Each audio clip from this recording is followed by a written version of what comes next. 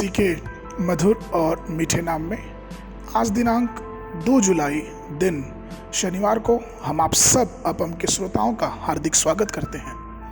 आज के दिन के लिए जो वचन है वो लिया गया है व्यवस्था विवरण की पुस्तक उसका 33 अध्याय 12 पद। वचन इस प्रकार से कहता है, फिर उसने बिन्यामीन के विषय में कहा, यहोवा का वह प्रियजन उसके पास निडर वास करेगा और वह दिन भर उस पर छाया करेगा और वह उसके कंधों के बीच रहा करता है। प्रभु मेरे प्रिय लोगों, यहोवा आज भी हम सबको बिन्यामीन की आशीष देना चाहता है। जब मूसा ने बिन्यामीन के गोत्र को आशीर्वाद दिया तो उसने उन्हें यहोवा का प्रिय कहा। उसने जन्म के समय उसकी माँ ने उसका नाम बेन ओनी रखा, जिसका अर्थ है मेरे दुख का पुत्र। लेकिन क्या आपको मालूम है कि उसके पिता ने उसका नाम बदल के उसका नाम बिन्यामीन रख दिया, जिसका अर्थ है दाहिने हाथ का पुत्र।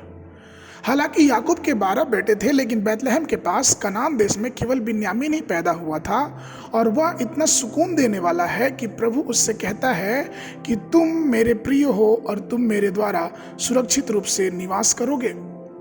जैसा प्रभु हमको अपना प्रिय कहता है, वैसे ही हमको भी अपना आचरण ऐसा करना चाहिए कि उसे भाता हो।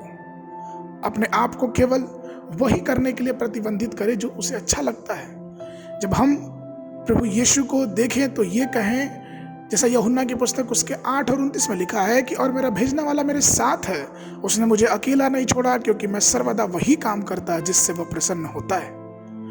प्रियो, जब हमारा जीवन यहोवा को भाता है तब वो हमें कभी नहीं छोड़ता और ना कभी त्यागता है। वह भी हमारे संग रहेगा और बिन्यामीन की आशीषें भी देगा। हम उसकी सुरक्षा में निवास करेंगे। प्रभु यह भी वादा करता है कि वह हमको जीवन भर आश्रय देगा और अपने हाथों के नीचे रखेगा।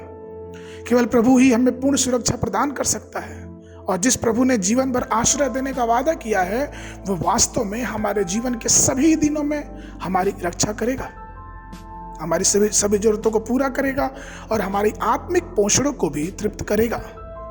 कई बार हमें ऐसा लगता है कि इतनी दुर्घटनाओं और परीक्षाओं के साथ दुनिया में कोई सुरक्षित नहीं है, और ये शैतान ने कई लोगों को इस सत्य से धोखा दे के रखा है कि इस दुनिया में कोई सुरक्षित नहीं है। जबकि भजन संहिता की पुस्तक उसका 121 7वां और 8वां पद इस प्रकार से कहता है, यहोवा सारी विपत्ति से तेरी रक्षा करेगा, वह तेरे प्राण की रक्षा करेगा और यहोवा तेरे आने जाने में अब से लेकर सदा तक करता रहेगा।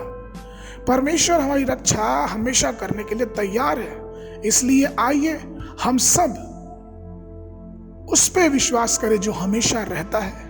वो हमेशा है, आदि से लेकर अनंत काल तक वही परमेश्वर है और वो हमारी रक्षा और हमारी सुधि लेता है। परमेश्वर में प्रिय लोगों, अपने हृदय में केवल प्रभु को प्रसन्न करने का निश्चित करें।